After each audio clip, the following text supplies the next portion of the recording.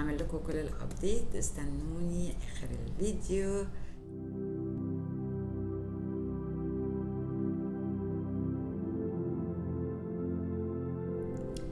صباح الخير، ازيكم؟ اتمنى ان انتوا كلكم تكونوا بخير وفي صحه وسلام.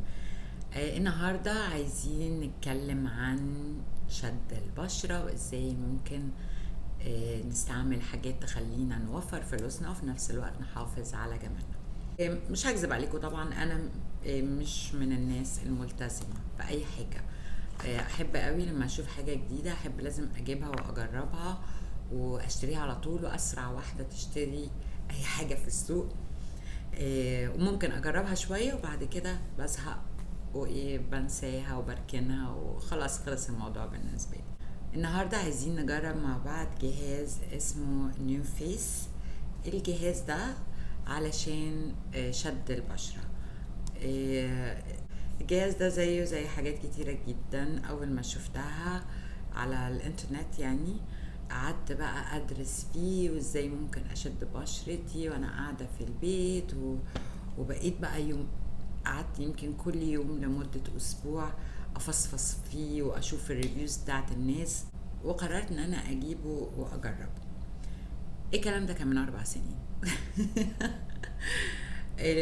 للي ما يعرفنيش قوي، انا عندي السمايل لاينز دي عامله لي عقده في حياتي.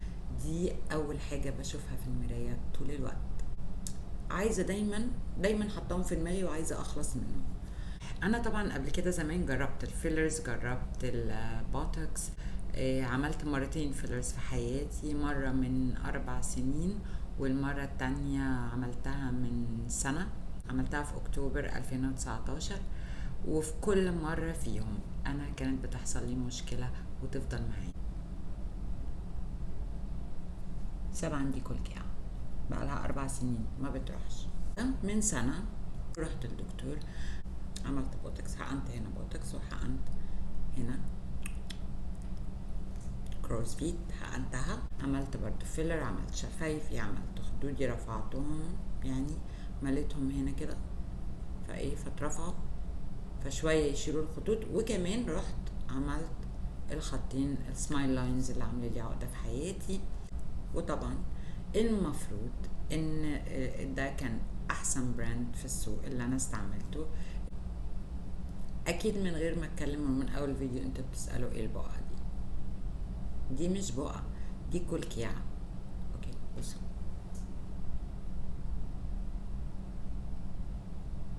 شايفينها؟ شايفينها؟ ايه رايكم؟ دي مكان ما ادخل الحقنه عشان يعبي هنا. من ساعتها ما راحتش، مع ان الفيلر نفسه راح، يعني الفيلر اللي كان هنا راح، اللي كان هنا راح، اللي في كل حته راح. دي بقى مش راضيه تروح. وطبعا علشان انا اهملت وشي فتره طويله جدا، كل حاجه رجعت وقعت. بلس انه اصلا مع السن اوريدي دهون الوش والخدود اكتر حاجه بتبدا تنزل لتحت شويه. وبتعمل ايه؟ بتعمل كذا حاجه مش حاجه واحده. طبعا بتعمل التجويف اللي هنا اللي انتوا شايفينه ده، اوكي. وكمان بتعمل هنا تخن، اوكي، بينزل لغايه هنا. شايفين الحته دي؟ دي لو انتي وشك مفرود مش هتطلع، اللي هي بالظبط خط مستقيم. شايفين الخط المستقيم؟ بصوا، وقعت تاني. شايفين؟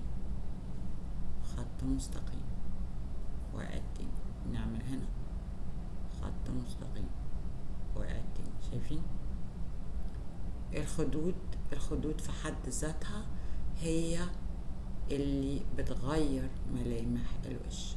فالجزء اللي هنا ده مهم جدا. ده اللي هم بيعملوه الدكاترة، ان هم بيحطوا الفيلر هنا فيرفع الخد، فيرفع سمايل لاين، يرفع الجزء اللي واقع هنا، اوكي. ده طبعا دي طبعا واحدة من الحاجات اللي بيعملوها. بلس ان هما بيحقنوا برضو هنا عشان ينفخوها، فتطلع لبره فالخطوط تستخبى. وأسوأ حاجة في الدنيا بقى بتحصل، الخطين اللي هنا الزاويتين بتوع الشفايف بيبدأوا مع الوقت ينزلوا لتحت، فيدونا شكل ان احنا زعلانين او مهمومين او حزنانين. يبقى ايه بقى؟ اتكلمت كتير قوي النهارده. يبقى بقى نشوف معانا النيو فيس.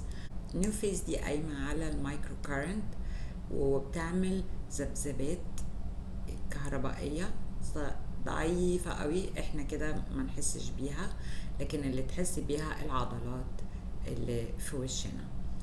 اوكي، فلازم الاتنين يبقوا لامسين الجسم علشان يتوصلوا السيركل تمشي. طيب انا اشتريتها، اول ما اشتريتها يمكن من 4 سنين او حاجة من على امازون. ونيو فيس ليها اتاتشمنتس تانية، هحط لكم هتلاقوا صورتها هنا.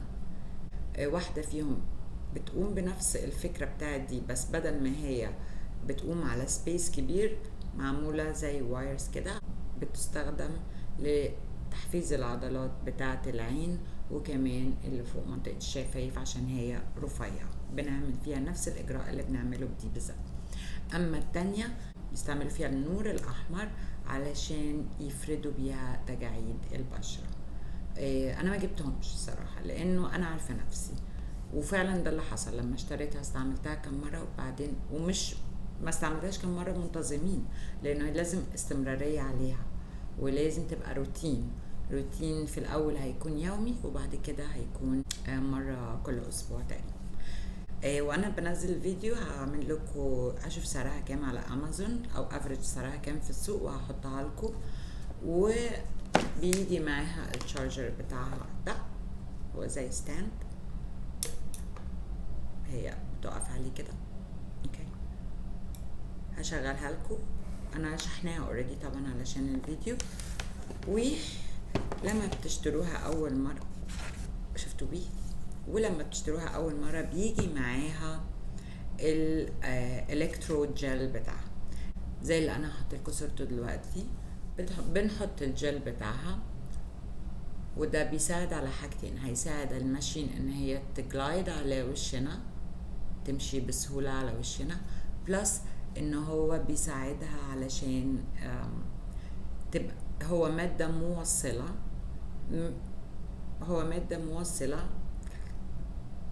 موصلة للذبذبات او الكرنت اللي بيطلع من هنا للعضلة. اوكي، وهو طبعا ووتر بيست، فاحنا ما بنحطش اي حاجة عليها اويل بيست، ما بنستعملش اويلز لان الاويلز مش موصلة للكهرباء، لكن المية موصلة للكهرباء. بيجي معاها الجل بتاعها برضو اللي هو عليه نيو فيس. واول ما انا اشتريتها ما كانش فيه غير نوع جل واحد بس، اللي هو بيقوم بعمل الجل فقط، ان هو جلايدنج يخلي الزحلقة اسرع، وكمان بيوصل الكهرباء اللي طالعه من الذبذبات اللي طالعه من هنا او المايكرو كارنت اللي طالعه من هنا بيوصلها للعضلات. لكن دلوقتي عملوا جل جديد اسمه نيو فيس برضو، بس ده بيساعد believe on بقى you leave it on علشان هو بيساعد على ان البورز تخف والنضارة والنعومة والحاجات دي. طيب انا لما جبتها وجي معاها الجل بتاعها استعملته، بيعمل جلايدنج وكان بيوصل الالكترود مظبوط، لكن خلص واحتجت ان انا اشتري تاني. الصراحة وانا بدور عليه لقيت فيه في الحاجات اللي طلع لي في اقتراحات امازون سوري، وانا لا ما حصلش كده. وانا بدور عليه على امازون عشان اشتريه تاني، لقيت واحده بحب دايما اقرا ريفيوز، فلقيت واحده بتقول انه صغير قوي وغالي جدا على سعره. سبكترا 360 احسن منه. سبكترا 360 اكبر وارخص منه وبيؤدي نفس الغرض. دي الجمله بالظبط اللي كانت مكتوبه. انا هحاول ادور عليها تاني علشان تشوفوها. طبعا انا ما كدبتش خبر، زي ما انتم عارفين انا بحب اوفر. فطبعا دخلت على طول عملت سبكترا 360 اللي هي كاتباها واشتريته. وده طبعا كبير جدا، ده 250 جرام زي ما انتم شايفين هنا، وبيأدي نفس الغرض بيأدي نفس الغرض بتاع مين؟ بتاع اول كريم طلع مع الماشين، اللي هو ما كانوش بيقولوا ان هو بيعمل اي حاجات مفيدة للبشرة، هو مجرد بيساعد على الجلايدنج وبيساعد على توصيل الذبذبات. اكيد كلمة ذبذبات غلط، بس هي دي يعني المايكرو كارنت اللي بتطلع من البتاعة دي. شوفوا اسمها ايه واكتبوها. هنا ده الشارجر، اوكي، بيجي معاها زي دي، وانا بركب لها التانية اللي هي البيضة الصغيرة دي عشان اعرف اوصلها في الكهرباء. انا دلوقتي موصلاها بالكهرباء وهنركبها وهوريكم هنركبها ازاي. كل الموضوع ان انت بتحطيها على اي ستاند كده، هنوقفها كده. شايفين هي ابتدت تشحن، شايفين السهم ازاي بيطلع ده كده، يعني هي كانت فاضية. امال انا شحنت ايه؟ مش عارفة، يمكن اتحركت غصب عني. المهم هي لما النور يثبت هنا حتى وهي على الشاحن اعرف ان هي فول تشارج. طول ما هي بتعمل كده بتبدأ، فاكرين زي تليفونات زمان؟ اوكي، زي البطارية كانت لما تبدأ وهي صغيرة وتكبر تكبر تكبر يبقى هو كان فاضي خالص. لما تثبت بقى في الاخر هنا خالص يعني هي فول تشارج. اوكي طيب، انا مش هستناها تتشحن للاخر، هستعملها على طول. زي ما انتوا شايفين هنا في علامة بلس، علامة ماينس، وعلامة الباور. اوكي، واحنا لما هنفتحها اول حاجة هنفتحها اول حاجة هندوس على باور. اوكي كده، وهتختاري درجة قوة الكارنت اللي طالعة منها. لو افترضنا ان احنا دي اقل حاجة، اوكي، انا شخصيا بس لما استعملتها بستعملها على اقوى حاجة. دي 1 2 3 4، شفتوا دي كده اقوى حاجة كارنت طالعة منها. هي ما بتوجعش نهائي. طبعا لو احنا حاطين الجل كمية مظبوطة ومسحينه كويس على اي حتة تلمسها الجهاز. هوريكوا دلوقتي، هقفله لغاية ما اوزع الجل. اوكي، الجل ده يا جماعة بجد بجد موفر جدا واقتصادي جدا، وانا يعني انتوا عارفين كويس، وانا قلت لكم قبل كده الاجهزة دي انا كلها بشتريها بفلوسي، وانا ما بعملش اعلان لاي حد، انا بقول لكم رايي بمنتهى الامانه. اوكي، ده موفر. حطيت كتير شويه بس مش مشكله. المنطقه اللي مش هيجي عليها الجل هتشكشك شويه خفيفه، بس مش اللي هي هتوجع يعني، فاهمين؟ بس ايه، هتشكشك، وانا مش عايزه اتشكشك الصراحه. انا مش عامله كل ده عشان اتشكشك يعني. تمام، وزعت الجل. هنبدأ أول حاجة إن احنا ندوس على الباور. اوكي، أنا زي ما وريتكم ظبطاها على أعلى حاجة، وهنبدأ نسمع البيب. هقرب لكم المايك، سمعتوا؟ طيب البيب ده معناها ابدأي، والبيب اللي وراها بعد معناها خلصتي. البيب ده هو التايم، الفترة بتاعتك اللي محتاجاها لكل حركة. فهشرح احسن وانا بشتغل علشان تبقى سهل. هنسمع البيب ونقوم نبدأ بيها، والمفروض ان قبل البيب التانية ما نسمعها نكون وصلنا لآخر المساحة المحددة. طيب المساحات المحددة دي محددة بناء على ايه؟ محددة بناء على تقسيمة عضلات الوش اللي موجودة في وشنا اكيد. فاحنا عايزين نشد العضلات كده، واللي هنا وكده، بعدين هنشد هنا وهنا وهنا. اوكي، كل واحدة من دي هنمشي عليها 3 مرات. احنا عايزين نشد العضلة كده، او بيزحلق دلوقتي عشان زي ما وريتكم من شوية كده. عايزين نشد كده، عايزين نشد كده، عايزين اتجاه العضلات يتشد ونحفز العضلات ونحركها فتشد فتفرد لنا البشرة. طيب كل واحدة فيهم على حسب كلامهم هما، كل واحدة فيهم نعملها 3 مرات، نسحبها 3 مرات. انا في اوقات كتير عملت اكتر من 3 مرات وما حصليش حاجة، بس ما عملتش كتير قوي. انا عملت 4 مرات، او احيانا كنت بعمل 5 مرات. يلا نبدأ مع بعض نشوف ايه اللي بيحصل وتشوفوا ازاي بنستعملها. هنسمع اول بيب، هنبدأ نعمل جلايدنج، خلصنا نروح الخط اللي بعده، خلصنا نعمل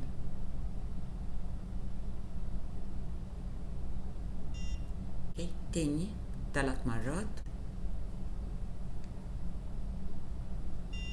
في النص،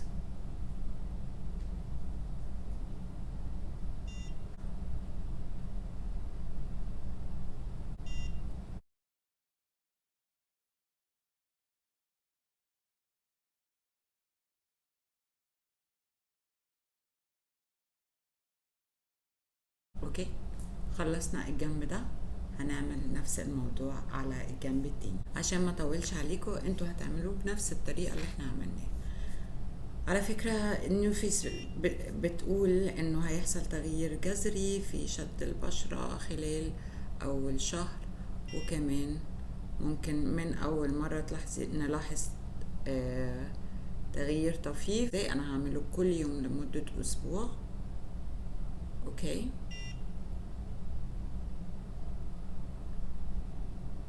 هعمله مرة كل يوم لمدة اسبوع علشان تشوفوا النتيجة بنفسكم.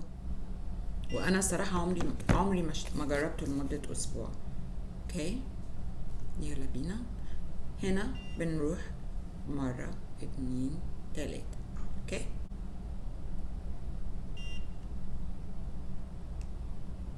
طبعا هنا عشان المنطقة اقصر فاحنا بنكون ابطأ.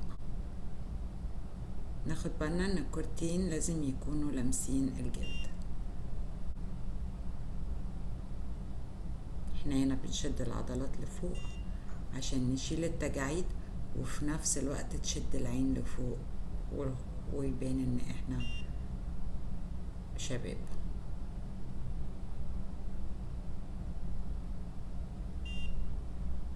ناخد بالنا ان احنا في الحتت القصيرة هنكون ابطأ شوية.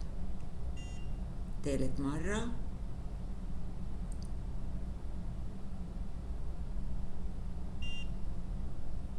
في النص عند كورنر الحاجب وطرف الحاجب بزاوية شوية، اوكي. اوكي هعمل لكم الجنب التاني بسرعة عشان الجل ده بقى يا جماعة. ده او التاني يعني الالكترو جل شيله شوية بيكون مش سهل يعني. مش اللي هو احط مية وهيروح، لا. لازم انا شخصيا بفضل اول انه بفوطة، عاملة فوطة بس مخصوص للموضوع ده، فوطة ناعمة خالص كده، بس فوطة امسحه بيها واشيله بالفوطة شوية لان هو لزج قوي. المنطقة اللي مش هيكون عليها الجل بتعمل ذبذبات خفيفة كده بس مش مؤذية ابدا ابدا يعني، اقل من قرصة الناموسة. تاني، شايفين النزول الرهيب اللي هنا؟ هبوط حاد اضطراري يا جماعة، عندي مشكلة جامدة. ده كده انا عايزة بصوا الشدة خفيفة جدا. يلا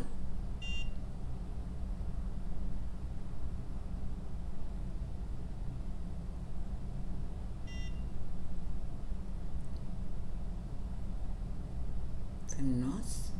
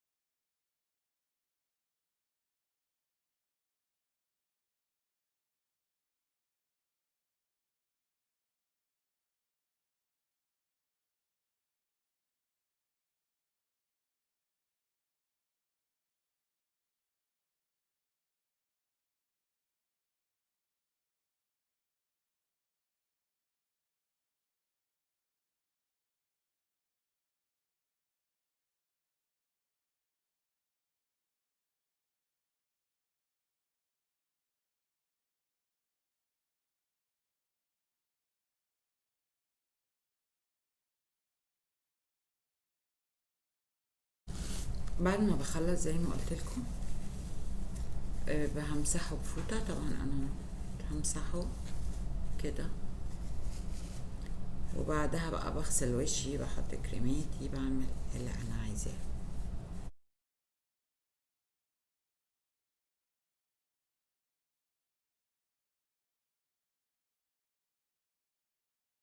خلوني اجرب لكم الجهاز لمدة اسبوع متواصل، بوعد وعد وعد انا هلتزم وهبعت لكم وهصور لكم الفيديو ده. هينزل على يوتيوب بالنتيجة، مش هعمل زي هي سيلك سكين. معلش انا لسه جديدة على يوتيوب، وكان المفروض فيديو هي سيلك سكين ينزل كله على بعضه من اول يوم لغاية اخر يوم في التجربة، عشان حرام الناس اللي قاعدة مستنية النتيجة بتاعتها. ما ننساش ان بعد ما نخلص دي هنشيل من عليها الجل. انا هنا بستعمل بس تيشو عشان قدامكم. بعد كده بجيب فوطة بتاعتها، او حتى لو كلينكس ارش عليها كحول، وكمان امسحها واشيلها نضيفة في اي حتة، واشيلها نضيفة. عاملة لها جراب صغير كده لونه اسود اهو، هنا زي جراب النضارة كده، بحطه جواها علشان ما تتوسعش. هي صراحة من عيوبها ان هي ملهاش جراب او شنطة صغنطوطة نقدر نحطها فيها. هعمل لكم كل الابديت، استنوني اخر الفيديو. لو فكرة الفيديو بتاعي عجبتكم اعملوا لي لايك، وكمان اشتركوا في القناة بتاعتي لان عندي افكار كتيرة جدا هتعجبكم. شكرا على المشاهدة، واتمنى اشوف وشكم بخير.